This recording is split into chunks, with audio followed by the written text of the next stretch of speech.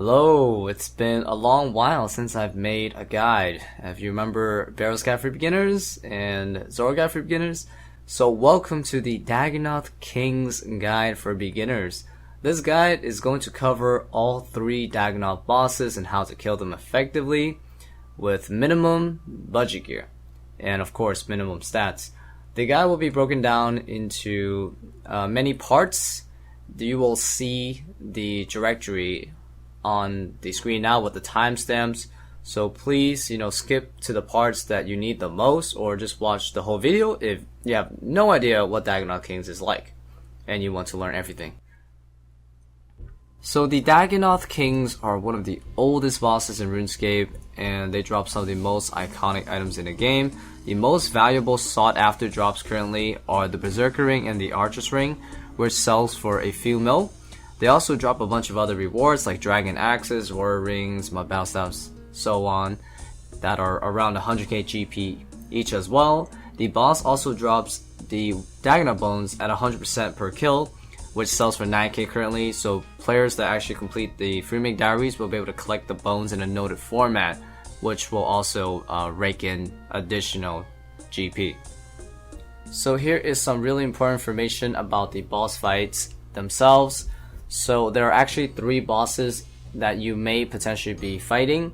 So the first one is Dagannoth Rex, which uses melee and maxes at 28. There is also Dagannoth Supreme, which uses range attacks that maxes at 30. And then there is Dagannoth Prime that uses magic attacks and it maxes at 50. And also surrounding them are the Spinal Lips, which are the minions. They attack with range and magic that can hit up to 10. They can also poison you, and on top of that, they can also reduce your prayer points if they successfully land a attack on you. So Spinal Lips are very deceiving creatures. Even though they use magic, both its range and magic attacks are based off of your range defense, so having high range defense will lower a lot of its damage. And also, all 3 Dagannoth Kings have the ability to attack multiple people at once. So for example, Supreme, whichever is facing, if there's multiple people on the side that's facing, it will attack all of them. And Prime and Rex can attack multiple people if they're next to each other, and it focuses on one of them. So if you plan on doing Dagannoth Kings in any form by yourself, you're gonna have to go and get yourself a pet rock. You can get a pet rock by talking to Askeladden, the kid that you see in the video right now. You just right click and ask him for a pet rock and you're good to go. There are many ways to get to the DKs, so I'll be talking about some of the most popular ways. So the first method is the simplest and classic way. You start from Sears Village. You will need to walk from Sears Bank all the way to Relica, and there's a little map on the video right now that shows the path that you have to take. It's essentially straight north. You just go north and you'll be at Relica. And then you want to take the boat that is marked. You'll see my character there. Another popular method requires sturdy construction, and this means you set your house to Relica. So by setting your house to Relica, you can use your home teleport to get to your house and then exit your house and you'll be at Relica as well. Another way to get to Waterbirth Island relatively cheap is to start from Eseteria Bank, which is in Miscellanea or Etc. Island chain, which you can access after completing Kingdom Miscellanea. You can get to Miscellanea through Fairy Ring, CIP, or Ring of Wealth, and a few other teleports. Another really awesome method is to set a port in your house that is set to Waterbirth Island. This will require Luna Diplomacy, 72 magic, and obviously 50 construction, so you can make the portal room. So before you set foot inside the dungeon itself, there's some things that you should know. A Rune Thorn Axe and a Pet Rock is highly recommended. Pet Rock, especially if you're soloing. The dungeon is filled with a lot of dangerous mobs that will attack you. Activating the right prayers will mitigate a lot of the damage. And also, I'm gonna walk you through how to get through the dungeon and to the final boss and actually, start fighting the boss themselves. So you're about to enter the cave entrance, and at this first room, only melee Dagannoth, so you want to just protect from melee. So simply drop your pet rock, and then go on the other pressure pad and you'll be able to open the door. So with the Rune Thornaxe, you have to have your special attack on, and you have to shoot this middle door, okay? You can't do these two, or else the Rune Thornaxe special attack will not do the boomerang effect correctly. So once those are down, make sure before you go down, protect for mage, because these things hit like close to 30s. So this first room is your first encounter with Lost Keys, but once you get right down here, protect from range or protect from melee. I prefer protect from range because the rangers usually get a few extra hits as they have extra distance. So if you don't have something like a stamina potion, this area is a pretty good resting spot because nothing can attack you, so you can just AFK here until your run gets back, but if you have stamina, just keep going, you know? But right here, this one's dangerous. You want to protect from mage before you go down. There's going to be 2 more rooms of Velasakis.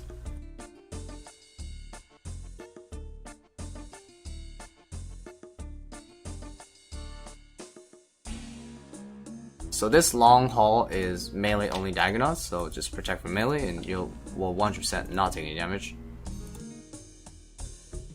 Alright, so if you're taking any damage at this point, you can easily heal with Blood Blitz or even Guttons, if you have that.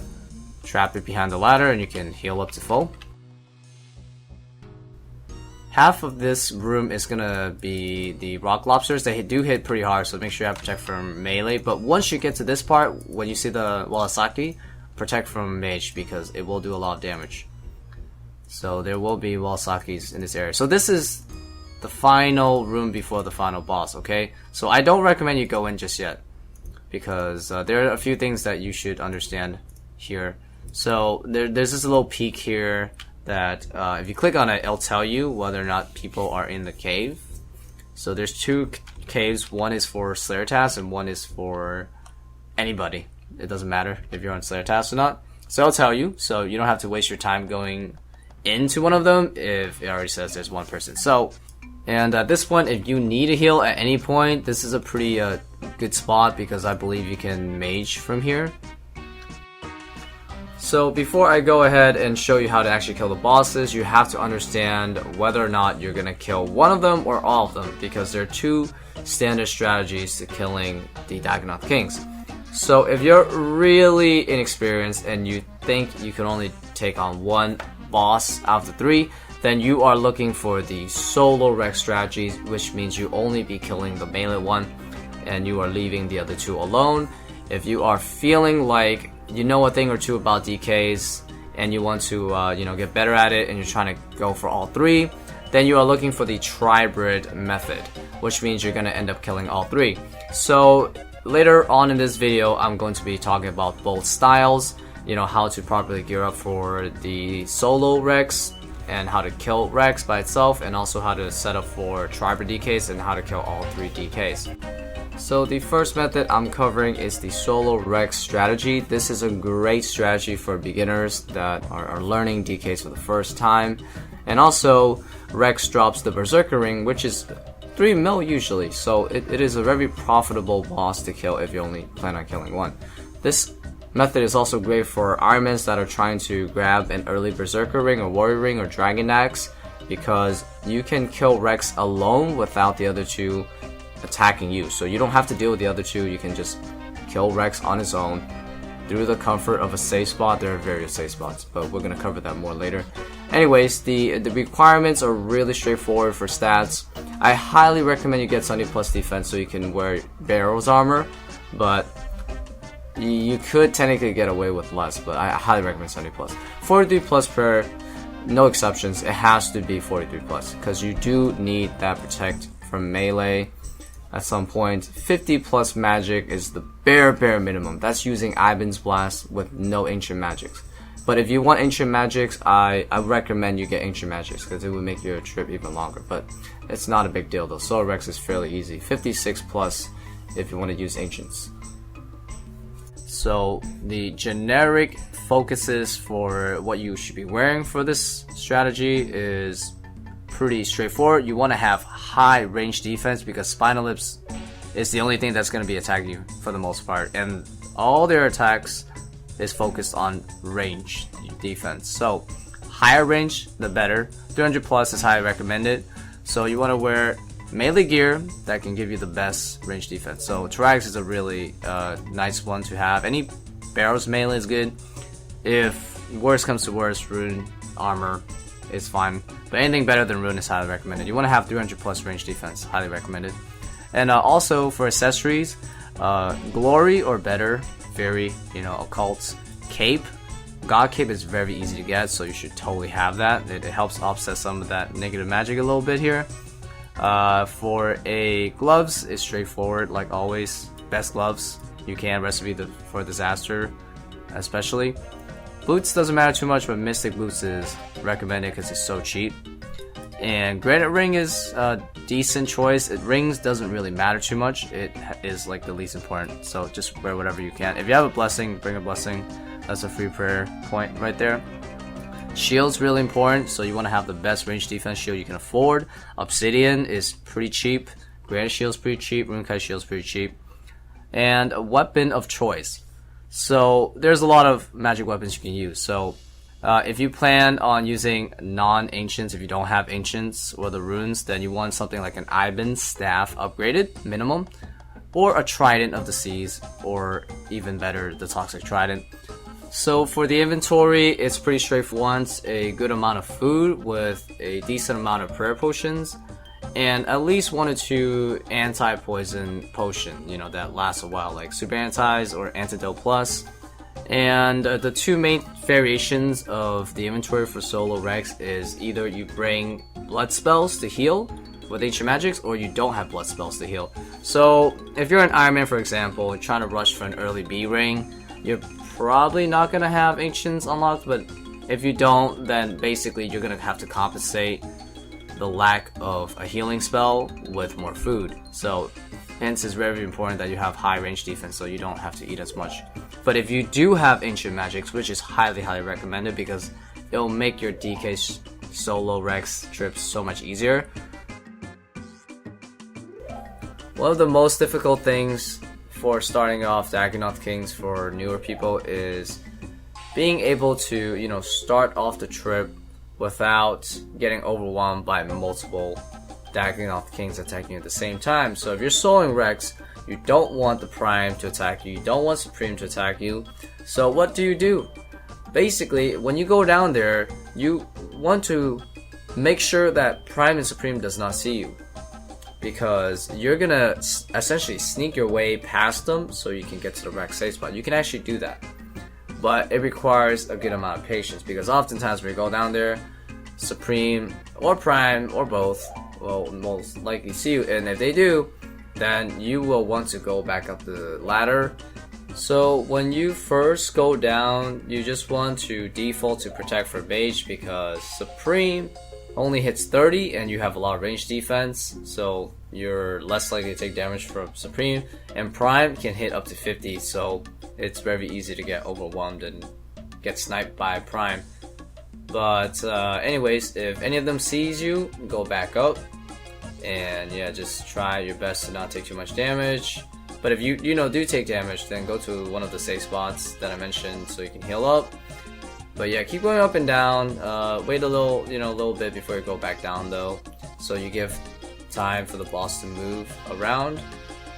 And yeah, just keep going back down. At some point, you're gonna be rewarded for your patience, as you will finally go down and actually see that Supreme and Prime has moved away from the ladder. And in this case, right, Supreme is on the northern side, so you want to sneak in from the southern side.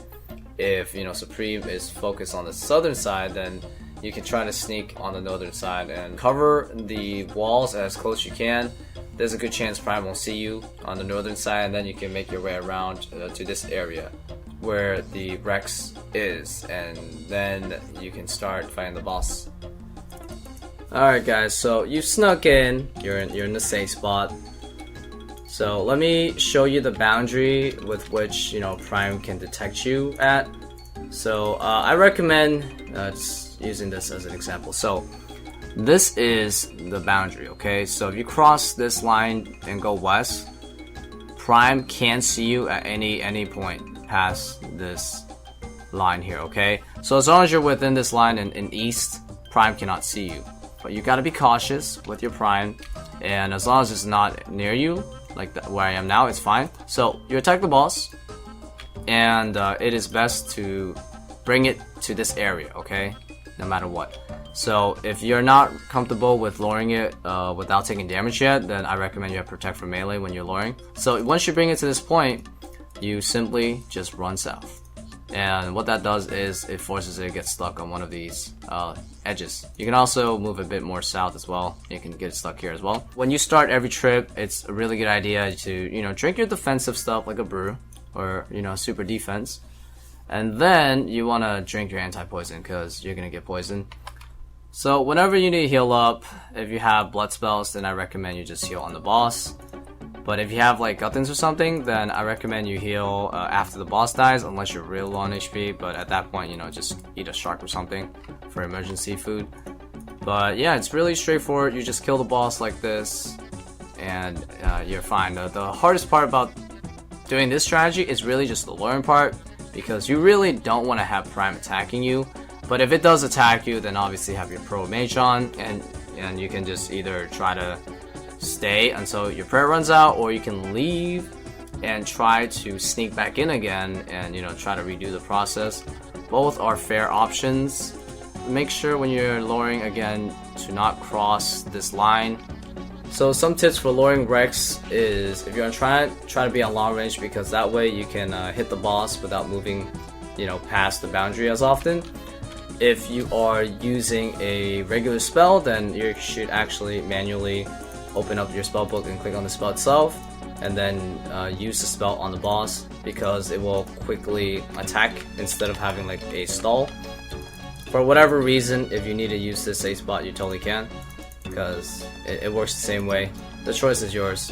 Bring It North has the ability to allow you to, you know, see where Prime is, just in case if you plan on transitioning to killing Rex and Prime too, or also even Supreme, you know, if you're trying to hybrid or tribrid all the bosses. So the next strategy I'm talking about is going to be the Tribrid strategy, which will mean you end up killing all three of them. So it's a big step up from just killing one of them. So anyways, if you are a beginner and you feel like you want to try to kill all three, you might want to take another person with you, because having two people will make the Tribrid strategy a lot easier. But if you feel like you can do it on your own after a bit of practice, that's fine as well. But the requirements are going to be more strict and obviously higher, because it is a much more difficult strategy. So I recommend that you have at least 70 plus prayer. Your attack, strength, and defense should be 85 plus. Your range should be 85 plus. And your magic should be 75 plus. I would not go and try to do this on your own with stats lower than any of these mentioned. And the reason why you might want to do Tribrid DKs is that, yes, you're killing all three of them, so you are raking in potentially more profit, because the Supreme currently drops Archer's Rings at over 4 mil pop. So yeah, you want to get that Supreme kill in there. And also those Dag Bones, if you have the diaries completed, if you are, you know, more skill orientated, those are really good money as well. Let's talk about the setup that you would use to kill all three Dagannoth Kings. And disclaimer, you can also manipulate it, or, you know, subtract something so that you only have to take on two. But I'll explain more about that in some other time. But yeah, let's go over the gear. So the few big things that you have to understand for Tribrid DKs, killing all three, is high range defense armor, having really good blood spells like, you know, Barrage or Blitz, just a lot of it, you know, in your inventory, having the appropriate weapons for the three bosses, and yeah, that's about it. So let's go into detail. So like I always talk about, high range defense is key to staying in the room for a long time. For cheap, Torax is always great. Any melee barrels is great. If you can pop out bandos, even better, right? Anyways, we got Natus Knot. I swapped it from the Torax because you are killing all three. So this helmet is a really good Tribrid helmet, as it does not have any negative bonuses. If you plan on using a blowpipe, then you can bring a blessing. But if not, then wear something like a diamond bolt over here. Accumulator, right? Because you're ranging. Also, for a melee weapon, you're gonna be at least try to use a whip. D-skin would not really suffice. You really want to have a whip for this. Best range defense shield you got. Although honestly, a defender is also a decent choice, but you want to definitely have a high range defense shield so you can stay for a long time. Nice to have dragon boots, really cheap to get. If not, something like climbing boots is okay too. Anything with strength bonus really. And Warrior's Ring is nice, pretty easy to get. It also, will complement your whip. And the best gloves you got. Okay, so in the inventory, I have my range setup. So you want to have at least black d'hide or better, like god d'hide is good as well. A little bit better than black d'hide. You're gonna need top and bottom. I recommend both, so you can kill prime quickly. Having just one is a bit slow. For a ranged weapon, I highly recommend a blowpipe. Again, rune crossbow is fine if you have like diamond bolts. That will suffice as well. But toxic blowpipe with like addy darts or better would highly be recommended. And for mage, really, if you can't afford a Trident of the Swamp, I would highly suggest you get that. If not, a regular Trident is okay, but honestly, any magic weapon is fine, especially if it can auto-cast. Something like Blood Blitz, that would be amazing, or Blood Barrage.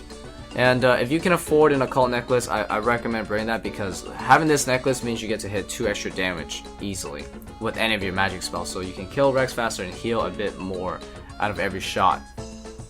Okay, so the 4 things down here, pretty straightforward. Your pet rod to get in, Dornax to get in. Rune pouch, you want to have that. It would be really awesome because you can save 2 inventory slots instead of bringing all 3 runes, but I guess you can get away without it, but I highly recommend it. But yeah, fit in those blood spells, in that rune pouch. Teleport to get out. So for the food, it's nice to have a few brews with you just in case of emergencies, like for example, you're killing one of the Dagannoth kings, but another one spawn, or another one sees you, and then both attack you. So a lot of prayer, a few restores if you plan on bringing brews, so you can offset the negative stats. A lot of prayer pots, because if you do have your blood spells, you should be able to stay there for quite a long time, easily over 30 minutes, over an hour, as long as you effectively manage your healing with like your blood spells. And also the occasional food drops will help prolong the trip. And highly recommend ranging potion at least 1, super combat at least 1. Once you get better, you can like bring 2 of each. You want to have those so you can kill the Dagannoth kings, especially Prime and Supreme on time, because you don't want to attack you, right? So that is really recommended. Anti-poison, if you have the money, you can swap out Antidote plus for something like a Sanfu Serum. Pretty expensive, but Sanfu Serum restores and super anti-poison together, so you can save yourself an inventory slot if you want to spend the money.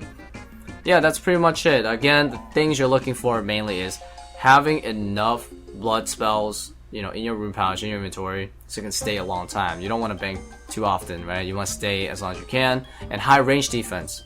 Those 2 are really critical. Have your 3, solid weapons for every style. Whip, blowpipe, trident. The quintessentials right there.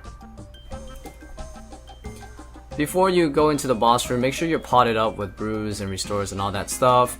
And once you go down there, your initial thing you have to do is to clear Supreme as quick as possible. So make sure you use Piety and whatever offensive stuff you can to speed up that part. So once Supreme is dead, you're able to start the cycle where you pretty much kill Rex, followed by Prime, and then followed by Supreme. So that's going to be the typical order, and you basically try your best to keep that order going as much as possible. So I will be showing you how it's done with this particular setup, and also I'm going to be giving you some really important tips and tricks that you can use to make your Tribrid experience as easy as possible. Oftentimes, more than one Dagannoth King will attack you, and in that situation, if one of them happens to be Prime, your mission is to protect for Mage at all costs, because Prime is the most deadliest of the Dagannoth Kings. It has the highest potential to kill you if you don't have that prayer on, okay? So if you're fighting multiple of them at the same time and one of them is Prime, you better have Protect from Mage on. Because Supreme and Rex, you can tank those pretty well with your armor. So the safe spot that I'm currently using by the ladder is a common way to trap Rex when you're doing Tribrid DKs. Now, I really wouldn't recommend this spot, especially for a beginner, because for whatever reason, if Supreme spawns, it will notice you. So you might get into a situation where Prime and Supreme attacks you while you're killing Rex, which is not that great. So if you're not really comfortable, I would not recommend using that safe spot. And besides, you can easily kill Rex on the eastern side as well, and you're not really going to lose much time at all. I'm just showing this as a reference if you want to use it in the future. Alright, so here's a problem with the blowpipe. Blowpipe is incredibly good here, but the problem is that it has a tremendously short range.